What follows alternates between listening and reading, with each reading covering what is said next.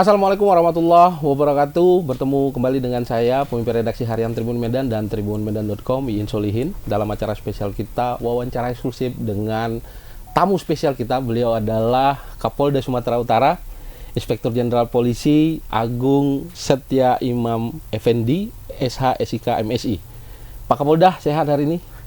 Sehat, terima kasih Tribun mengundang saya dan satu kebahagiaan saya bisa hadir di sini. Tribuners, sebenarnya kami yang sedang bahagia, Tribun Medan, karena beliau menyempatkan diri dalam kesibukan yang luar biasa untuk mampir langsung ke kantor Tribun Medan. Beliau tadi baru habis landing dari Langkat, Pak Kapolda ya. Siap. Kemudian menyempatkan diri untuk nanti akan menyapa Tribuners dengan beragam pertanyaan yang sudah saya siapkan terkait Kamtibmas di Sumatera Utara, khususnya Kota Medan. Pak Kapolda hampir seminggu lah ya di Medan ya Pak Kapolda. Ya, sudah seminggunya hari Jumat kemarin ya. Hari ini satu minggu lebih 2 hari. 1 minggu lebih 2 hari. Jadi Kapolda. Jadi Kapolda. Nah, Tribunnya sebelumnya Pak Kapolda ini juga sudah pernah memimpin Polda di wilayah Sumatera ya Pak Kapolda di Riau. Di Riau. Paling tidak Pak Kapolda, kalau Riau sama Medan ada kesamaan kultur lah, paling tidak ya Pak Kapolda ya. Siap. Ke Medan katanya belum disebut ke Medan kalau belum nyicipin durian katanya Pak Kapolda. Iya. Pak Kapolda sudah cicip? Sudah, tapi saya nggak terlalu puas karena dicicipi di meja makan saya. Saya mau lihat di tempat langsung yang apa legendaris. Legendaris. Berarti teman-teman nanti bisa satu waktu akan ketemu beliau di 2 tempat makan durian yang legendaris Pak Kapolda. Siap. Ada yang di dekat kantor kita, ada Bang Ucok di situ, Ucok durian, lalu siap. ada Bolang di belakangnya sedikit Pak Kapolda. Siap. Tribuners, ini adalah wawancara eksklusif yang kami siarkan langsung melalui sosial media kami, di Facebook, di YouTube, di Instagram, dan di akun TikTok kami. Saya ingatkan Tribuners untuk terus mengupdate informasi terkini terkait nasional, internasional, bahkan Sumatera Utara, khusus Kota Medan, melalui 2 platform berita kami, Harian Tribun Medan dan tribunmedan.com. Pak Kapolda seminggu berada di Kota Medan, Sumatera Utara. Tentu Pak Kapolda sudah melihat apa potensi, lalu apa tantangan ke depan yang kemudian akan menjadi PR-nya Pak Kapolda nih ke depan. Nah, seminggu ini bagaimana Pak Kapolda menilai tentang potensi Sumatera Utara, khususnya Medan, Pak Kapolda? Ya, terima kasih Mas. Kita melihat bahwa Sumatera Utara sejatinya sudah punya modal besar untuk maju. Itu yang saya potret dari referensi yang saya baca, dari story Medan dan catatan survei ataupun penelitian tentang Medan. Dan tentu kita ingin pertama-tama saya ingin sampaikan di sini bahwa kepolisian hadir itu harus bisa dirasakan. Kami memimpin 20.250 orang, itu jumlah orang yang sangat banyak, yang tentu harus saya arahkan bagaimana mereka melayani masyarakat. Untuk menjadi pelayan itu kadang-kadang kita mudah mengucap tapi sulit melakukan, mengaplikasikannya. Ya, dan saya mengidentifikasi bahwa mengapa orang di Medan atau masyarakat Medan ini ingin jadi polisi. Itu juga satu hal yang perlu saya ketahui, dan memang dari aspek budayanya, aspek keluarga, dan aspek sosial yang kemudian kita bisa identifikasi bahwa motivasi untuk jadi polisi itu bisa datang dari orang per orang. Artinya anak-anak muda kita yang memang ingin berprofesi menjadi polisi dan ingin melakukan sesuatu sebagaimana mimpi-mimpinya dia. Tapi juga kita tidak menutup kemungkinan sebenarnya yang ingin jadi polisi bukan dia, mungkin orang tuanya atau keluarganya atau lingkungannya yang ingin menjadikan dia tokoh atau menjadikan dia orang yang kemudian membanggakan keluarga dan lingkungan. Dan tentu ini juga hal yang harus kita lihat. Yang menjadi lebih penting tadi pertanyaan, potensinya seperti apa di Medan?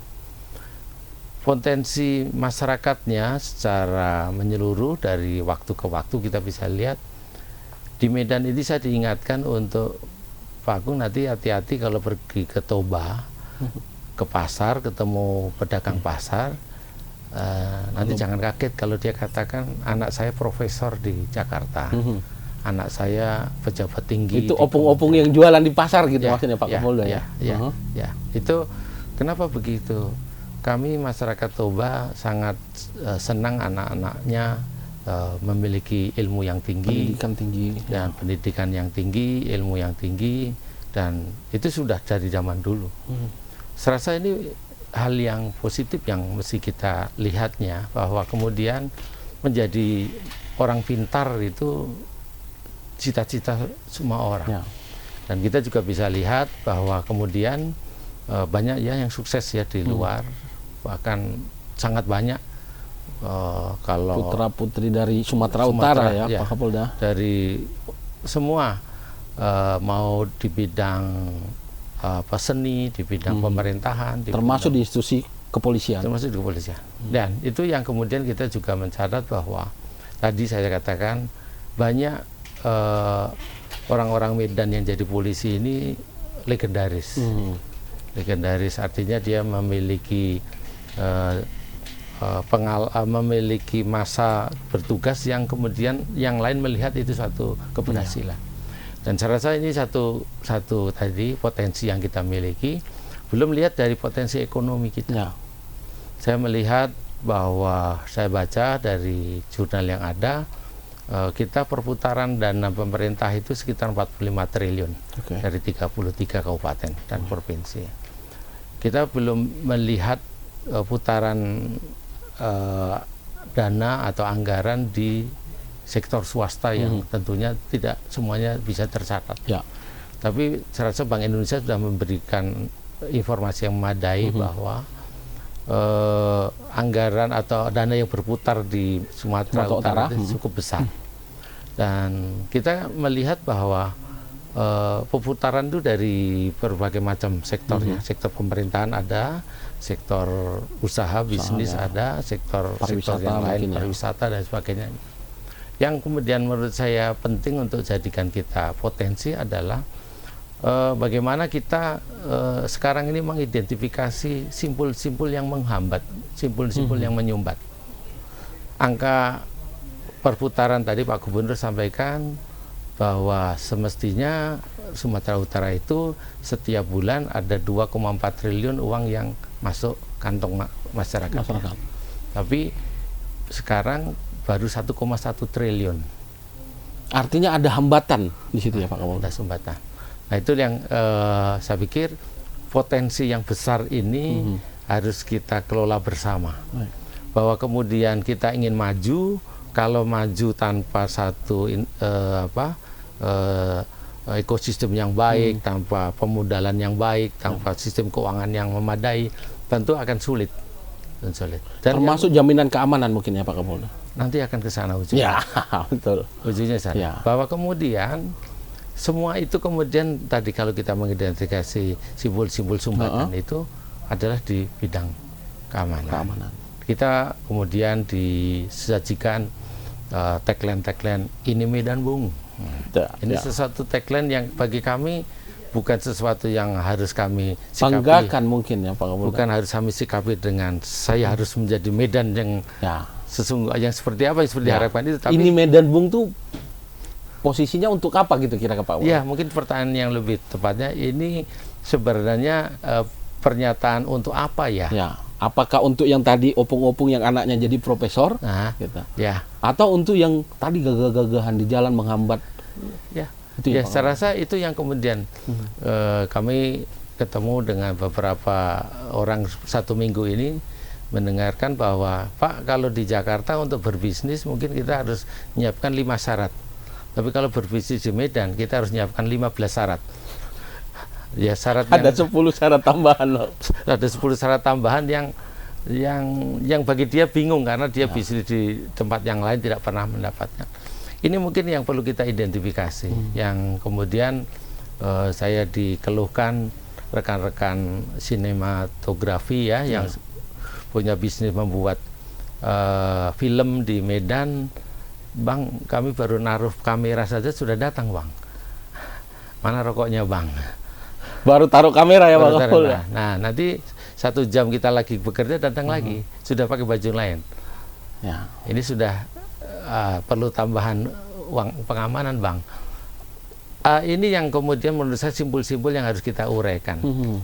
Kita paham bahwa masyarakat kita memerlukan pekerjaan, memerlukan profesi, memerlukan sumber kehidupan yang pasti. Nah, mari kita kelola ini. Saya rasa kemudian dengan penetapan UMR yang sudah cukup memadai ya daripada di Jawa, saya rasa bisa dijadikan pegangan kita bahwa kemudian kita mesti kelola itu. Tapi perkaranya kan apakah dia mau bekerja atau yang tadi aja ngambil uang letakkan kamera, itu kan mungkin lebih mudah dibanding dia bekerja di upah UMK itu, Pak Kapolda, kan gitu ya Pak Kapolda? Iya, saya ingin garis bawahi bahwa kita harus sepakat dan menggelorakan no service no pay. No service no pay. Ya. Loh, kalau tadi kan nggak ada servis Pak Kapolda, yang naruh kamera kan orang lain, lalu dia datang minta uang di situ. Itu menjadi hal yang harus kita selesaikan bersama. Itu tidak sekedar tidak punya pekerjaan dan sebagainya. Itu sesuatu yang harus kita bedah sama-sama. Dan saya paham bahwa untuk membedah itu bukan sesuatu yang mudah. Kita harus masuk dengan, kalau saya melihat bahwa masuk untuk merasuki alam bawah sadarnya mereka akan lebih baik. Menyadarkan mungkin ya Pak Kapolda. Menyadarkan orang-orang yang melakukan praktik-praktik seperti itu. Tapi sebenarnya mungkin konteksnya premanisme deh ini Pak Kapolda. Ya, konteks premanisme itu sebenarnya kan implementasi dari konsep patron and client. Dalam teori patron and client itu kan kita tak pahami siapa patron, siapa yang menjadi kliennya, dan bagaimana hubungan patron klien ini bisa berlangsung terus-menerus, langgeng dan sebagainya. Saya rasa ada yang positif secara teori patron and client ini, ada satu hal yang positif, tapi kemudian banyak penyimpangan. Yang kita kemudian melihat bahwa banyak yang tidak ngapa-ngapain tapi ya datang sendiri. Minta bayaran gitu Pak. Padahal tidak pernah memberikan servis apapun. Ya, dan saya rasa itu menjadi hal yang perlu kita sama-sama urai di mana persoalannya. Dan saya yakin kepolisian ingin menjadi bagian untuk mengurai itu.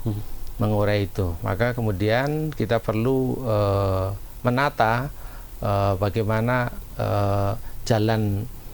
peta jalan kita untuk mengurai itu. Nah, Pak Kapolda kemarin, seingat saya 24 Juli, Pak Kapolda meluncurkan mobil patroli. Ada 17 unit kalau saya tidak salah. Memang itu satu di antara, bagi saya yang sudah terlebih dahulu Pak untuk hidup di Kota Medan, bahkan mencari nafkah di Kota Medan, paling tidak itu mengobati kami pada saat kami merasa tidak aman beraktivitas di luar rumah.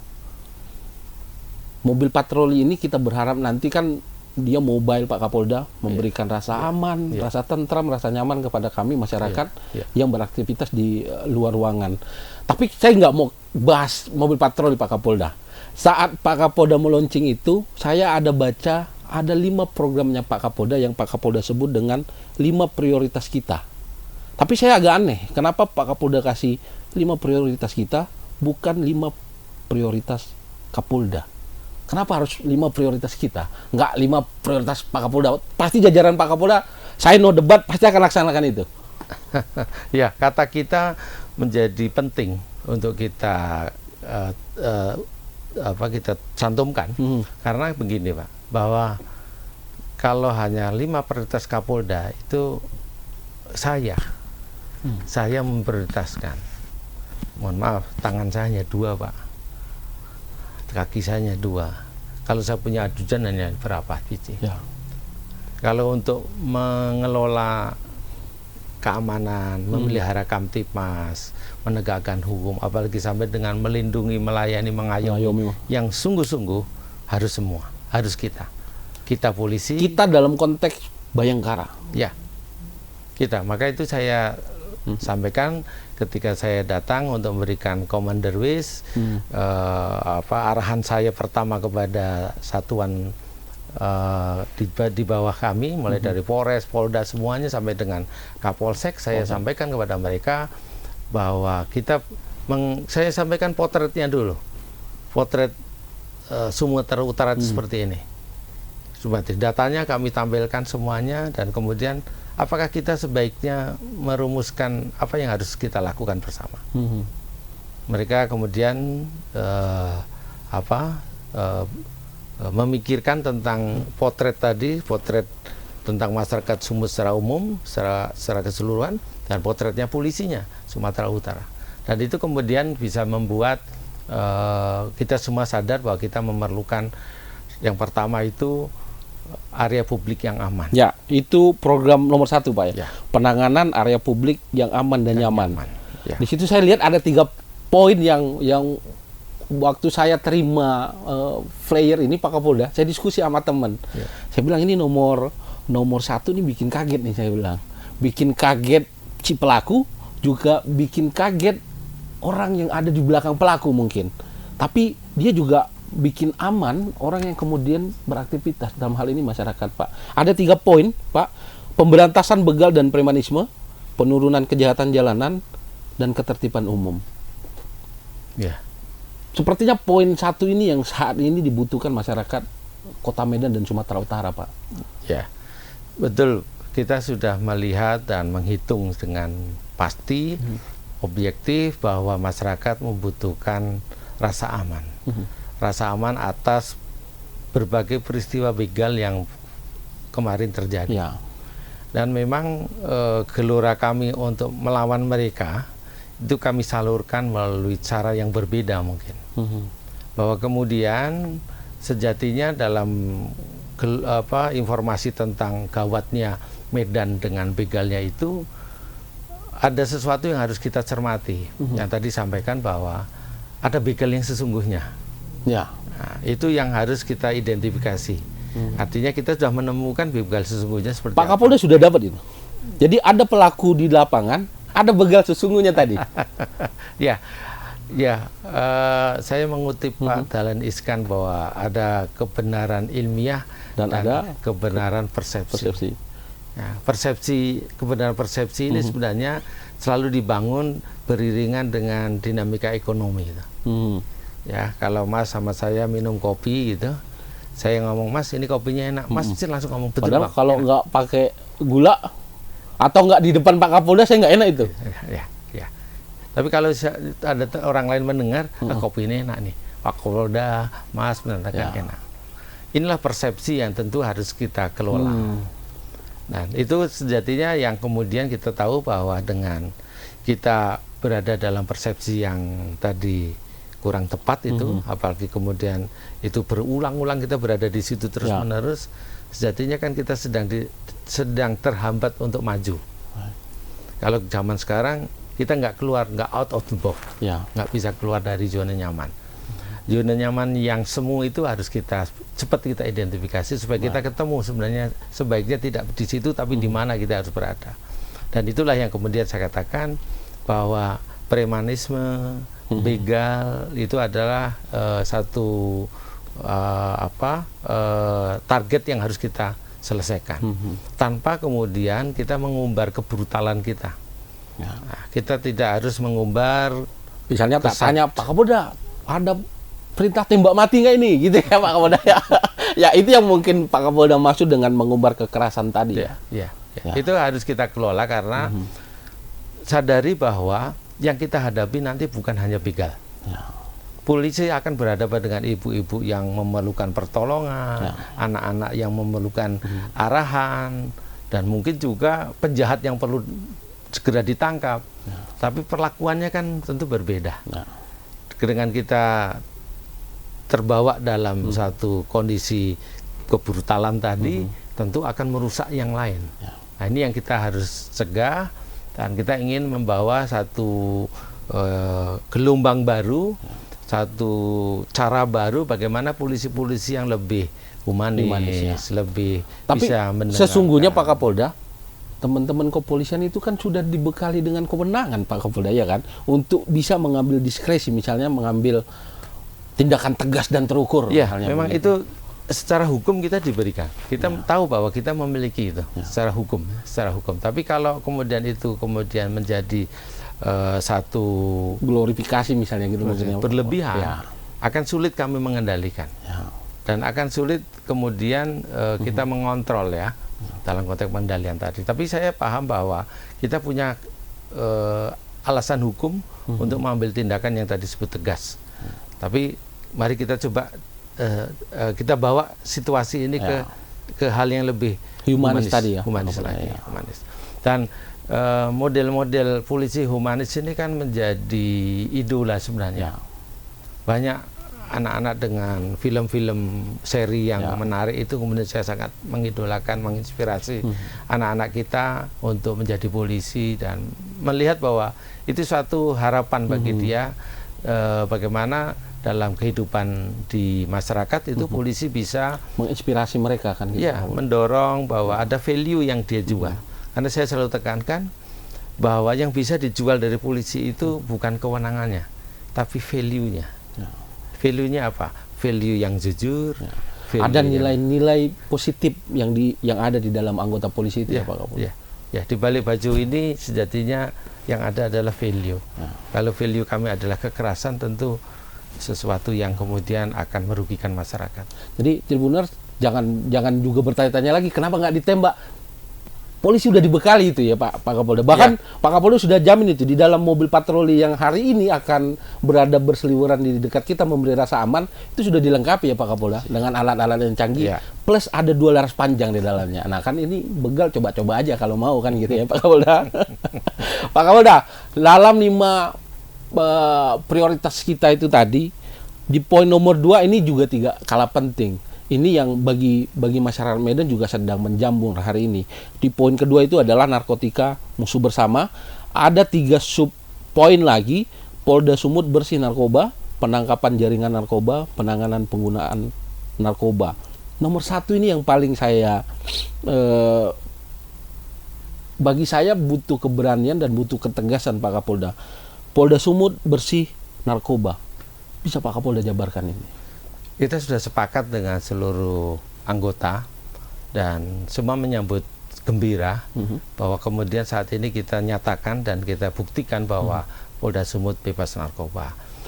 Itu bukan sekedar semangat, tapi harus kita implementasi, harus kita bisa lihat, harus kita bisa pegang. Betul nggak Polda Sumut itu bebas narkoba? Bukan lip service ya Pak Polda. Tadi sebelum berangkat ini Pak Direktur Narkoba saya mengantar saya ingatkan bahwa membersihkan di dalam itu tugasnya Kabid Propam, tapi mengejar jaringan itu tugasnya Pak Dir Narkoba. Saya ingin memastikan bahwa kemudian polisi itu harus bersih dulu. Kenapa harus bersih? Pertanyaan kita. Saya ketemu sama waktu ngopi, saya nggak tahu di tempatnya, saya belum hafal di sini ya. Siapa ngopi malam ketemu anak muda. Kurang lebih masih SMA gitu. Saya tanya, apa yang adik tahu tentang sabu-sabu? Nah, Bang, sabu-sabu itu gampang dicari, Bang. Itu anak nggak kenal Pak, bukan anak Pak Kapolda gitu ya? Ya. Oke. Ya. Sabu-sabu mah gampang dicari, Bang. Itu jawaban yang sebenarnya dalam sekali untuk kita harus mengurainya. Itu usia berapa Pak? Ya anak SMA-nya lah, mungkin 16-17 ya Pak? Ya. Itu dalam sekali untuk kita sebagai, apalagi saya sebagai polisi, bahwa narkoba mudah kami peroleh di sini. Artinya ada jaringan yang sangat kuat di sini, yang kemudian bisa mempromosikan kepada anak-anak muda untuk kemudahan mendapatkannya. Ya. Itu yang tentu harus kita selesaikan, bahwa kemudian kita harus menyelesaikannya bagaimana. Kalau kemudian jaringan sudah kuat di masyarakat, sudah menyentuh ke semua lini sampai masyarakat, gampang didapatkan. Ada paket hemat, ada di Medan ini paket jamba, Nah, itu Tribuners Pak Kapolda itu sudah tahu loh, bahkan nama paketnya Pak Kapolda sudah tahu. yang 5.000, yang 10.000 tadi, itu bagi kami itu PR besar karena itu di jaringan yang kuat itu selalu ada orang-orang yang melindungi. Nah, saya baru mau masuk ke situ Pak Kapolda. Kalau itu poin Pak Polda cantumkan, Polda Sumut bersih dan hukum, artinya ada anak buah Bapak yang bermain dong. Tanpa itu harus kita bikin premis bahwa ada anggota yang bermain. Oke. Itu jadi premis. Mari kita buktikan. Nah, jadi mari kita buktikan. Maka kemudian langkah kita yang normatif secara hukum, ya hari ini Pak Kadif Propam laporan ada sekitar 15 anggota positif narkoba. Dan itu harus ditangani. Pendekatannya apakah dia pemakai atau dia pemakai sekaligus terlibat dalam jaringan yang Pak Kapolda bilang? Itu yang saya katakan tadi, ternyata indikasi ini kita pastikan dia adalah pemakai. Dan itu sedang dalam proses oleh Pak Kabid Propam. Dan saya sangat sampaikan ke jajaran, kalau di Polres Polda kami Pak Kabid Propam turun ke Polres dan menemukan yang positif, yang salah tidak hanya yang positif, tapi siapa komandannya. Saya ingin memberikan penekanan di sini agar semua merasa memiliki. Kalau di istilah polisi itu ankum gitu Pak Kapolda ya? Ya, atasan hukum gitu ya? Ya, atasan. Katakanlah kalau dia personel Sabara, kalau saya ingat saya, yang akan bertanggung jawab itu ada 2 pimpinan di atas dia. Itu maksud Pak Kapolda? Iya, kita akan lihat, kita akan memposisikan bahwa pimpinan dia itu kan bisa, kalau anggota bisa kanitnya, bisa kapolseknya, kalau itu di polsek. Kalau di Polres bisa kasatnya, bisa kapolresnya.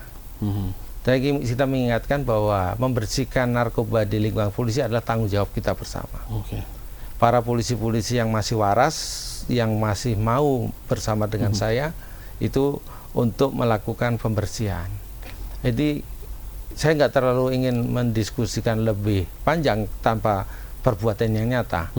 Karena sejatinya di lapangan kami memiliki anggota sudah cukup memiliki pengetahuan tentang itu. Dan 22.000 ya Pak Kapolda? Ya, dari 22.000 hari ini ada 15 yang positif, sedang diproses oleh Bitpropam. Saya rasa itu langkah awal untuk kami memastikan, dan selanjutnya saya sampaikan bahwa kesalahan pengawasan yang tidak baik oleh pimpinan di bawah itu juga menjadi penilaian bagi kami. Kami ingin memastikan, kami ingin menjamin bahwa kemudian para anggota kami bebas dari narkoba. Dan saya sangat paham bahwa kami tidak bisa sendiri. Masyarakat menjadi bagian yang ingin saya ajak berpartisipasi untuk itu. Mari kita bereskan ini bersama-sama, dan kita akan menyalurkan informasi terkait dengan keterlibatan anggota. Silahkan disampaikan melalui 110. 110 pengaduan kepada kita untuk kita bisa tindak lanjuti. Sampaikan dengan objektif dan tidak perlu merasa khawatir, karena kemudian ada mekanisme kami untuk menjaga informasi dan kerahasiaan si pelapor ya, Pak pelapor dan sebagainya. Dan 110 di samping untuk pengaduan terkait dengan apa saja terkait dengan Kamtibmas pokoknya Pak Kapolda. Termasuklah tadi ketika ada oknum yang bermain gitu Pak Kapolda.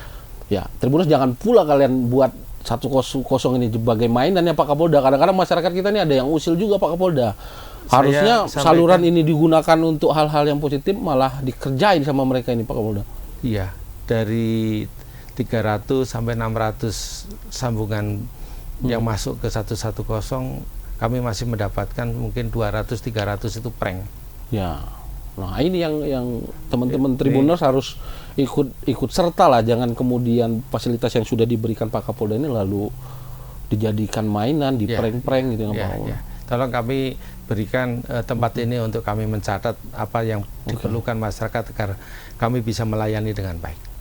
Nah Pak Kapolda, tadi ada pengguna yang terdeteksi. Iya. Saya yakin dan percaya ada oknum yang terlibat di dalamnya. Katakan nanti ada oknum yang terlibat, sanksi apa yang akan Pak Kapolda beri? mekanisme sudah jelas Pak, bahwa ada mekanisme disiplin, ada mekanisme kode etik atas pelanggaran etik, ada mekanisme hukum pidana. Saya garis bawahi bahwa polisi ini sipil, jadi ikut semua undang-undang yang diberlakukan pada masyarakat. Jadi kalau dia menjadi pengedar mamanya, maka undang-undang narkotika akan diberlakukan. Pidananya akan narkotika Pak ya. Lalu etik dan profesinya juga akan jalan. Apa rekomendasinya? Katakanlah PTDH, maka PTDH. Ya. Itu prosesnya akan ke sana. Dan saya berpesan pada anak-anak saya, anggota kepolisian, untuk memahami bahwa hari ini negara sudah memberikan yang terbaik bagi kita semuanya, berikan hak-hak kita. Tentu kita harus lakukan kewajiban kita, dan kita menjadi pionir, kita menjadi panutan bagi masyarakat, dan mari kita bersihkan narkoba ini. Saatnya kemudian melangkah keluar setelah kita bersih. Wah, menarik Tribuners, tadi ada jaminan dari Pak Kapolda bahwa bukan hanya di masyarakat tapi internal dulu yang Bapak lakukan pembersihan itu. Ya kami yakin dan percaya ketika internal sudah bersih dari itu, maka akan lebih gampang kita melakukan action di luar ya Pak Kapolda. Siap.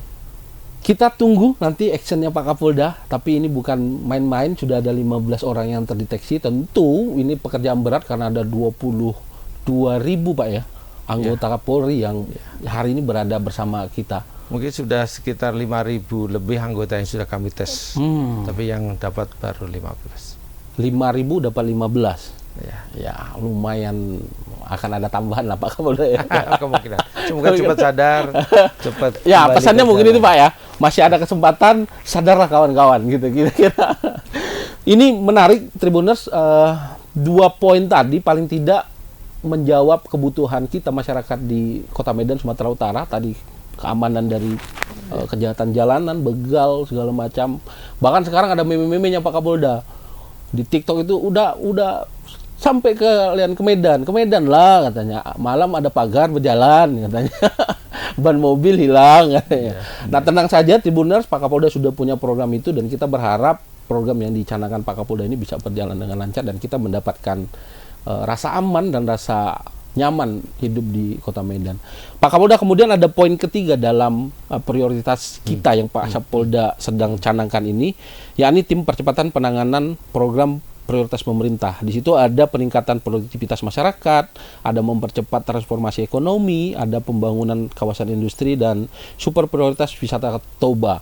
Saya sih menganggap kalau 2 poin yang pertama itu sudah berhasil, tentu poin ketiga agak lebih gampang ya Pak Kapolda ya. Karena ada jaminan keamanan di situ.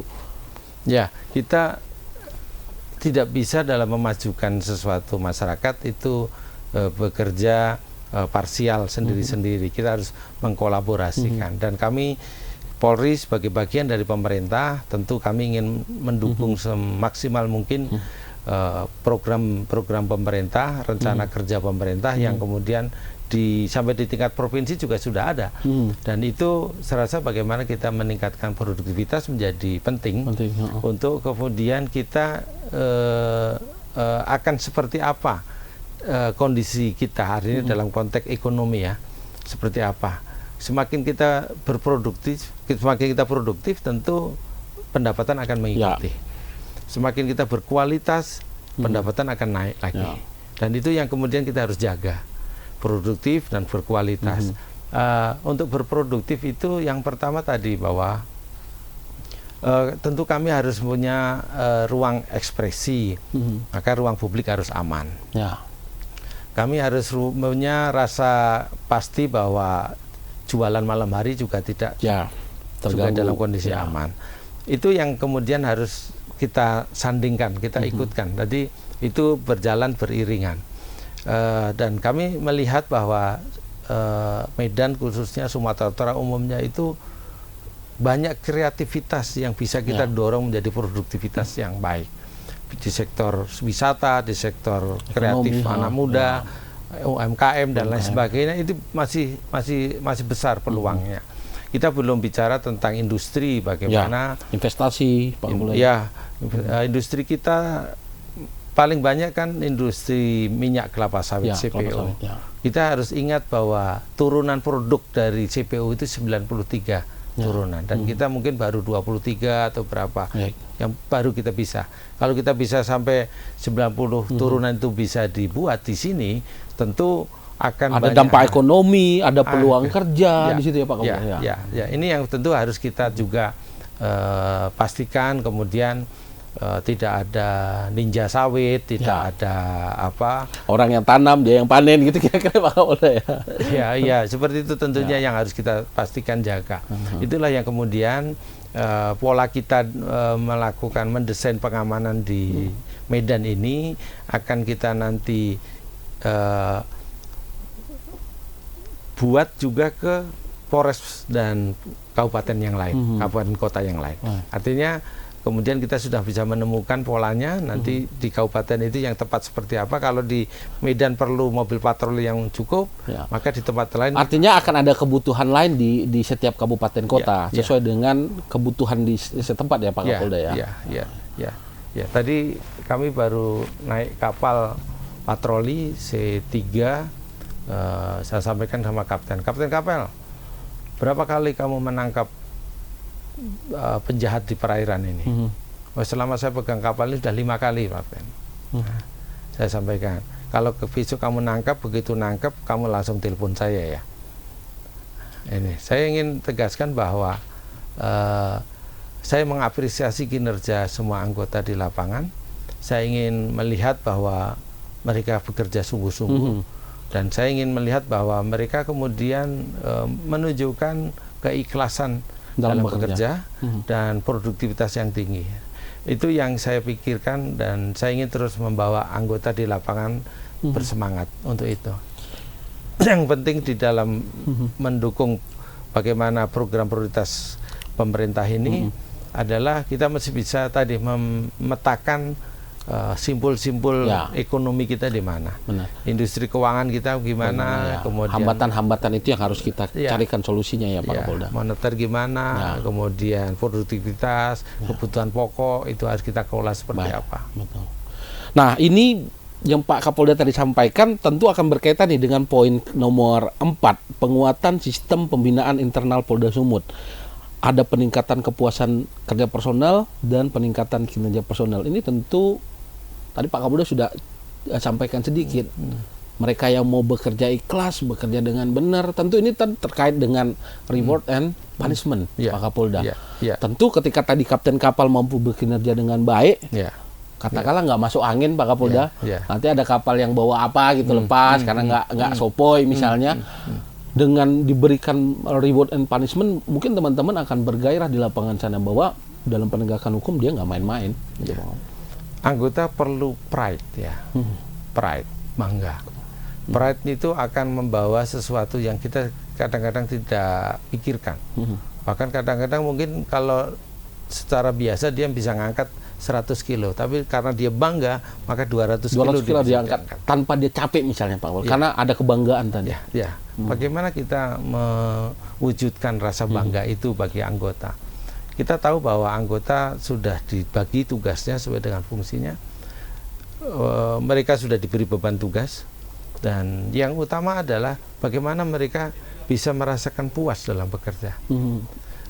Satu harus kita garis bawahi bahwa secara teori stratifikasi sosial juga ada di dalam kepolisian, ada hierarki jabatan, pimpinan sampai ke pelaksana itu. Kemudian bagaimana pimpinan bahagia, anggota pelaksana juga bahagia. Ini yang harus kita ciptakan ini. Jangan pimpinan yang bahagia, anggotanya sakit ya Pak. Anekdot yang lama ya. Dan itu yang harus kita dorong. Ketika bahagia tentu melaksanakan tadi tugas yang tadinya mampu 100 kilo, karena dia bahagia dan bangga jadi 200 kilo dia mampu. Kita selalu mengingatkan bahwa baju kalian ini adalah baju kehormatan.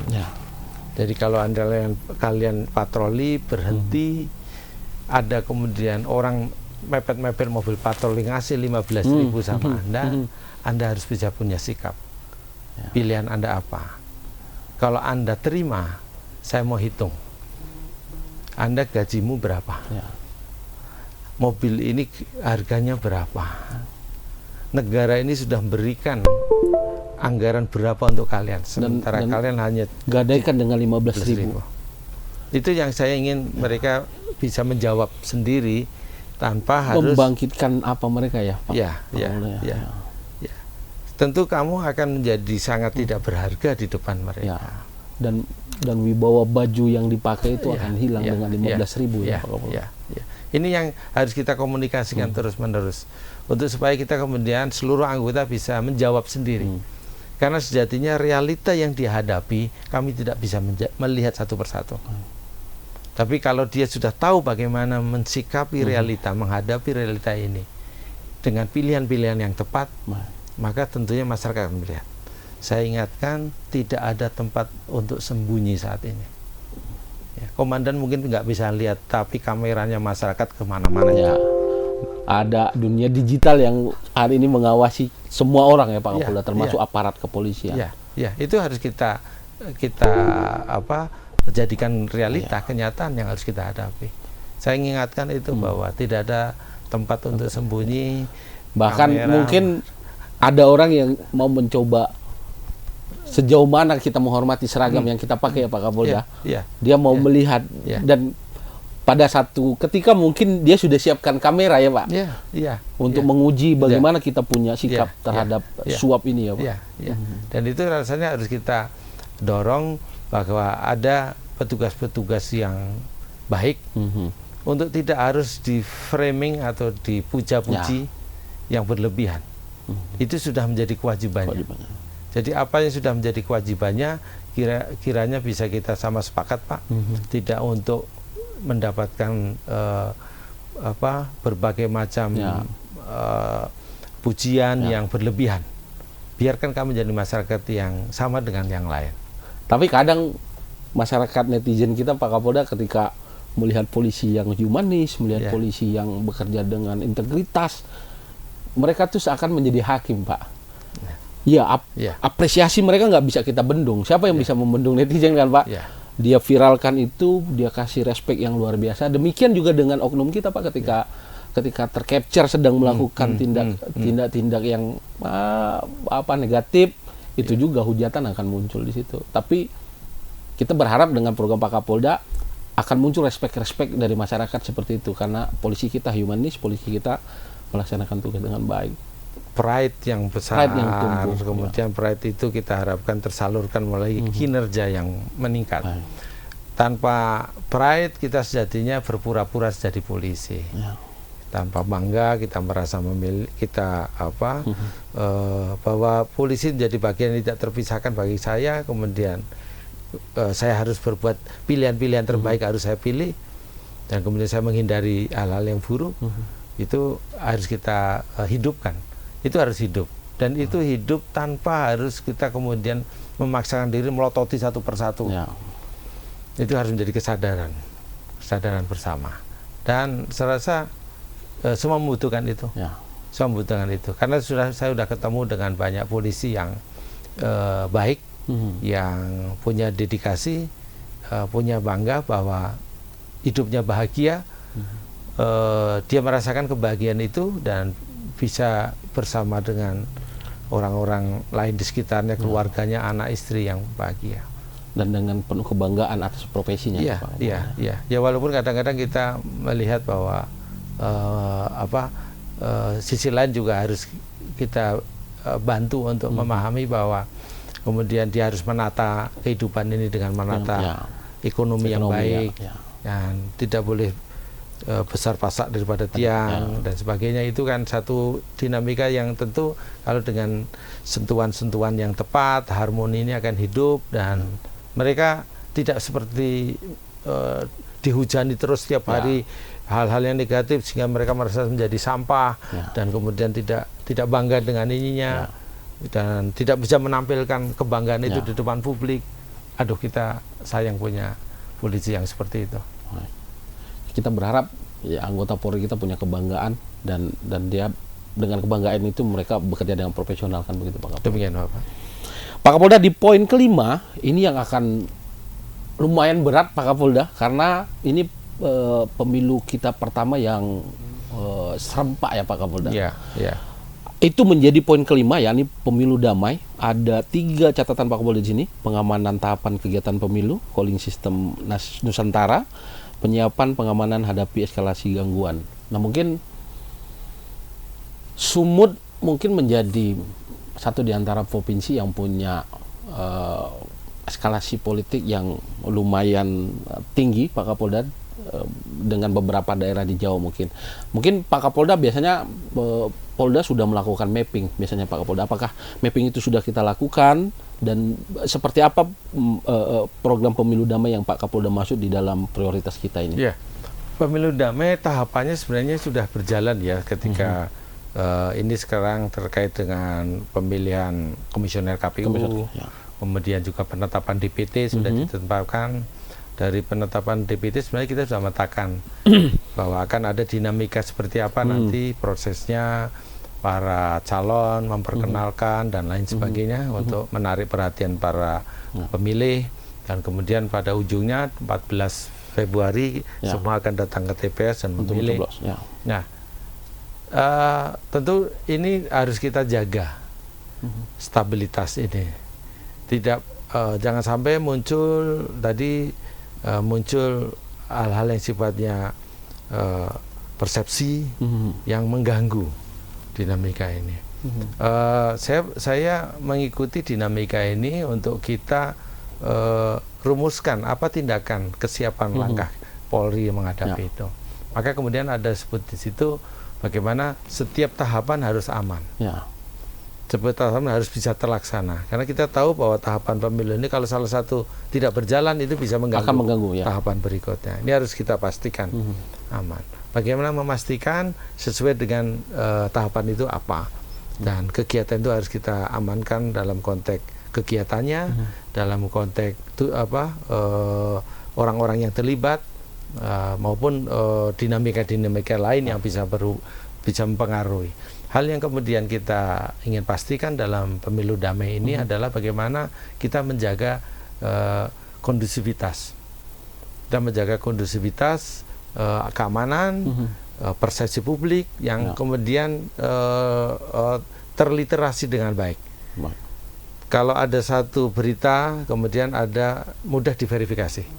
Ada suatu isu mudah diverifikasi. Maka itu akan menjadi pendingin sebenarnya, oli pendingin agar supaya tidak kemudian ketika satu isu mencuat, katakanlah itu menyangkut suku, agama, ras, antar golongan, kan biasanya itu yang jadi apa ya Pak Kapolda? Ya kita kembali ke situ terus deh kalau pemilu, pileg, pilkada, pilpres, isu suku, agama, ras, antar golongan kan biasa digaungkan kembali. Itu yang maksud Pak Kapolda ketika ada isu-isu itu bisa segera dinetralisir. Harus segera ada oli pendinginnya. Oli pendinginnya itu yang pertama tentu kita mengajak rekan-rekan media untuk menjadi media yang bisa memverifikasi munculnya isu-isu tersebut dan bisa memberikan penjelasan dari isu tersebut secara objektif. Ini akan menenangkan, dan kami melihat dari dinamika beberapa tahun ke belakang yang lalu, kalau dulu itu kemudian terverifikasi, kemudian dapat dijelaskan bahwa itu tidak benar, saat ini tidak muncul, Pak. Artinya sebenarnya kalau netizen menge-share sesuatu yang salah, itu langsung dibully. Dia sendiri akan langsung dibully. Jadi itu rasanya kontrol sosial yang sudah mulai terbangun ya. Bangun. Itulah yang kemudian kita bawa ke kedewasaan demokrasi, Pak. Tadi kemudian isu tadi agama, ras, itu kemudian kalau itu dipati pada hal-hal yang secara objektif tidak ada, akan sulit. Bahkan sudah diverifikasi sendiri oleh masyarakat. Ini rasanya kita sudah merasakan saat ini masyarakat sudah pandai memilih, sudah sangat cerdas, dan itu harus terus kita cerdaskan dengan literasi informasi yang sahih, dan kemudian kita ingin bagaimana kita mengelola pemilu yang damai ini di samping tadi tahapannya juga terkait dengan ininya, eskalasinya. Ya. Kalau terjadi eskalasi, pemetaan kita bagaimana? Eskalasi ini selalu kita rumuskan dalam konteks yang begini. Eskalasi yang kita menghadapi satu eskalasi keamanan itu, kita tidak boleh lupa bahwa kita adalah negara demokratis. Negara yang harus eskalasi respon keamanannya harus sesuai dengan ancamannya. Jadi tidak kemudian membabi buta dengan tindakan kepolisiannya. Itu harus kita identifikasi dan kita klasifikasi. Kita istilahnya situasi hijau, situasi kuning dan situasi merah. Ya. Gitu. Jadi kami juga akan menerapkan itu sehingga kemudian kalau Medan ini tempat pertemuannya dari berbagai masyarakat di sekitar Medan Raya ini, tentu kita akan melihat kalau ini hanya datang orang, kendaraan masuk ke kota Medan, ya saya mungkin hanya kasih beberapa polisi di perempatan untuk supaya lancar. Sesuai tadi zona ya Pak, ya, misalnya merah, kuning, hijau. Ini kalau ini kan hijau berarti hijau. ya, hijau. Biasa saja gitu ya. Masyarakat kalau datang ke suatu tempat berkerumun dan sebagainya, itu masih kita aneh. Selama kita tahu bahwa mereka masih mengikuti, kalau ini jalan satu arah ya tidak kemudian melawan arus. Itu arti situasi masih. Tapi kemudian kita tahu bahwa dalam masyarakat demokratis itu ada kita sebut usil. Masyarakat yang usil. Usil itu belum tentu melanggar hukum. Usil itu kalau kita bisa sebut namanya nakal. Nah, kalau itu nakal, maka polisinya harus siap untuk menghadapi kenakalan itu. Bukan untuk mengenforcement kenakalan, tapi menangani kenakalan.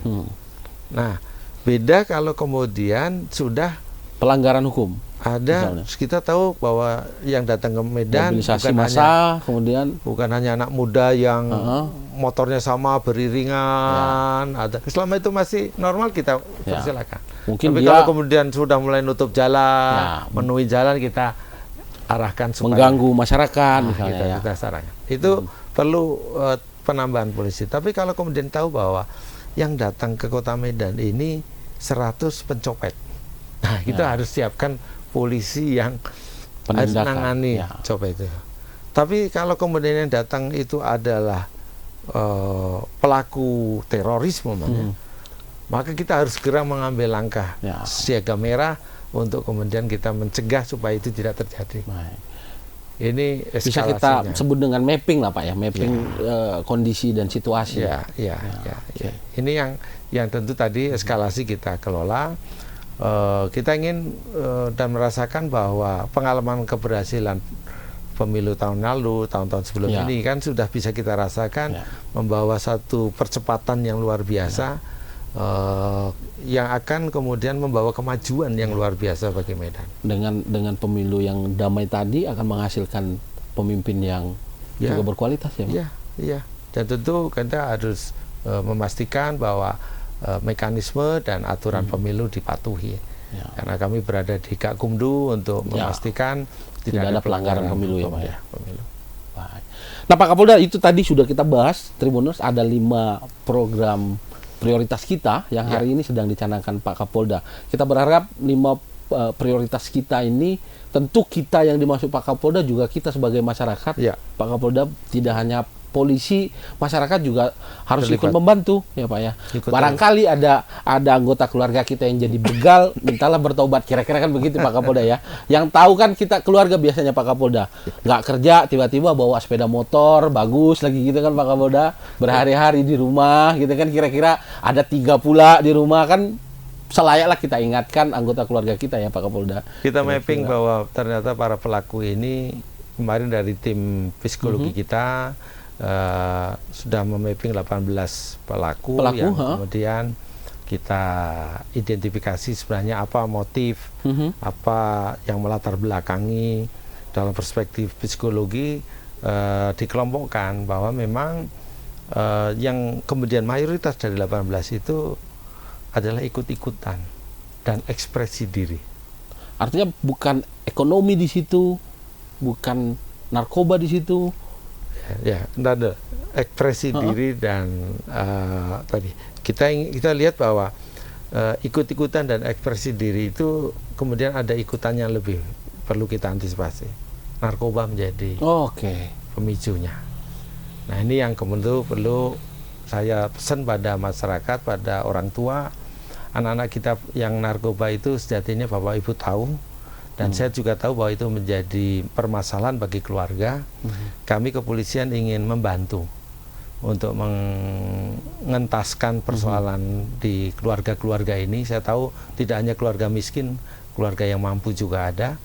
Dan janganlah ragu untuk mengkontak kami di 110 apabila kemudian mungkin salah satu keluarga yang sudah menjadi pengguna dan mencari solusi apa yang harus dilakukan.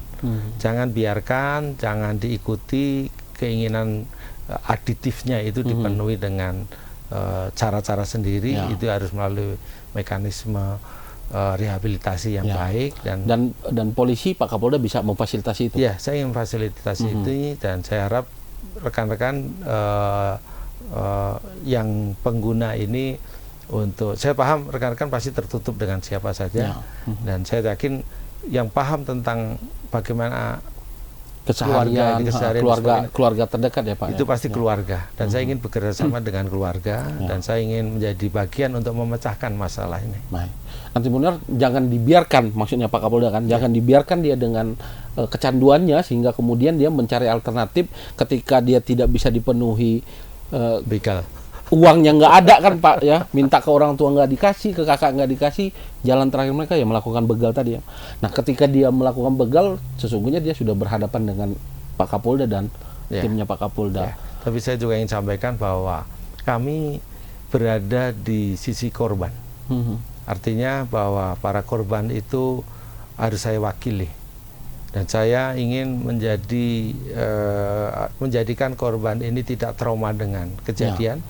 Maka tim trauma healing kami sudah... Oh, Pak Kapolda mendampingi para korban? Ya, ada 3 tim kami yang setiap hari keliling untuk mendampingi, melakukan treatment. Dan dipantau terus Pak Kapolda? Ya, dari waktu ke waktu ada yang masih trauma, ada yang masih kondisi sakit, itu kita lakukan. Dan itu memang memberikan trauma yang mendalam ya Pak Kapolda kepada para korban? Dari identifikasi sedang dan ringan. Sedang dan ringan.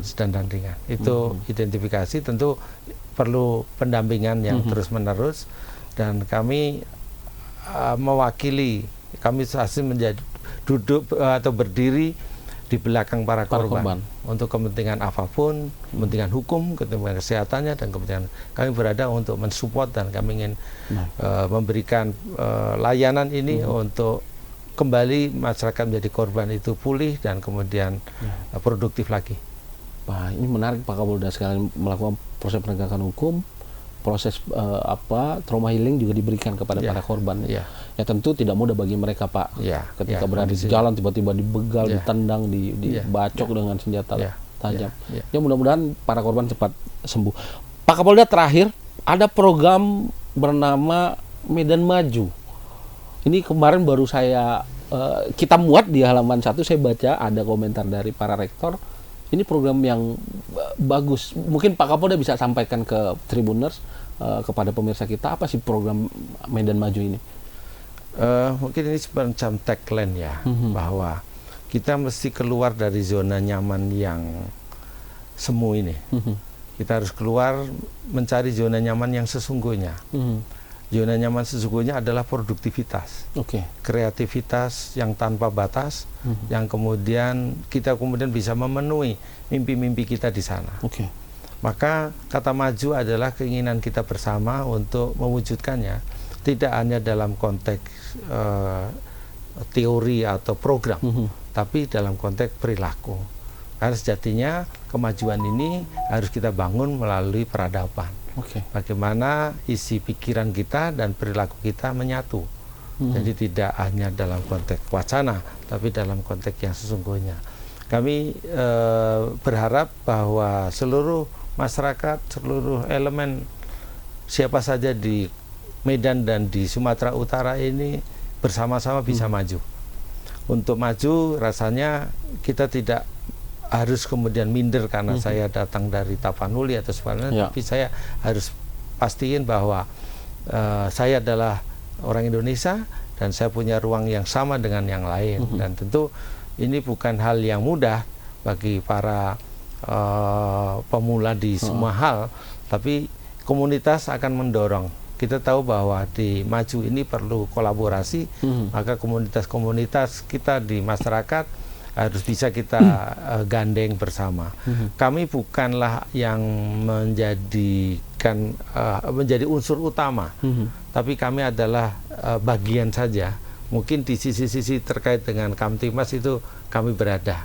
Tapi di sisi lain tentang bagaimana mengembangkan bisnis, mungkin di sisi lain bukan dengan kami. Tapi saya ingin memastikan bahwa maju ini adalah wujud nyata kita yang akan cita-cita mimpi kita di suatu hari, di suatu masa, di mana kita semua dalam kondisi yang bahagia, indeks pembangunan manusianya tinggi, dan kemudian kita memiliki kehidupan yang benar-benar menopang hari ini dan masa tuanya. Dan jadi apa yang kita cita-citakan itu bisa betul-betul terwujud dengan. Iya. Kita tahu bahwa kita memiliki potensi-potensi yang luar biasa, dan itu sesuatu yang bisa kita gali dan kita poles lagi, kita buat yang lebih menarik lagi, dan rasanya kemajuan itu adalah kemajuan kehidupan dan kemajuan peradaban, dan polisi akan menjadi bagian dari itu, akan mengawal dan menjaga.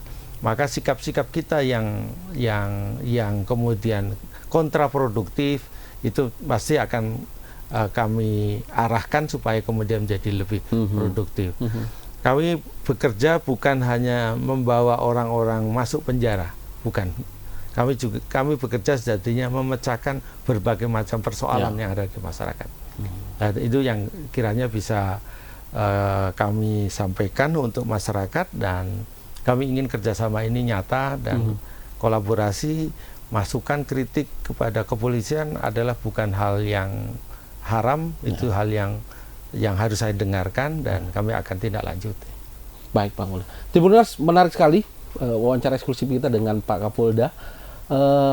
Saya mengajak Tribuners untuk terus mengupdate informasi terkini melalui dua platform kami, Harian Tribun Medan dan tribunmedan.com. Tapi sebelum saya menutup wawancara eksklusif kita pada hari ini, saya ingin Pak Kapolda sedikit menyampaikan pesan kepada 22.000 lebih anggota kita yang berada di Sumatera Utara yang hari ini berada pada masyarakat, memberikan pelayanan kepada masyarakat. Mungkin ada pesan penting sekaligus pesan tegas dari Pak Kapolda kepada anggota kita yang berada di tengah-tengah masyarakat, Pak Kapolda. Rekan-rekan semuanya, para anggota polisi di Sumatera Utara, pesan saya singkat saja. Kalian semua sudah keren, biasa-biasa saja. Kalian semua sudah keren, biasa-biasa saja. Teman-teman kepolisian bisa memaknai ini. Gitu Pak Kapolda ya. Siap. Pak Kapolda, terima kasih sudah hadir di Studio 1 Tribun Medan. Siap. Terima kasih sudah mau berbagi dengan Tribuners, untuk kemudian kita berharap 5 program prioritas kita yang sedang dicanangkan Pak Kapolda memberikan dampak positif sehingga masyarakat merasa keberadaan polisi dengan tadi merasa dilayani, merasa diayomi, dan masyarakat bisa beraktivitas kembali sedia kala karena ada polisi-polisi baik di tengah-tengah mereka. Terima kasih sekali lagi sudah menyaksikan tayangan eksklusif ini. Kita bertemu di lain waktu dalam tema yang berbeda. Wassalamualaikum warahmatullahi wabarakatuh.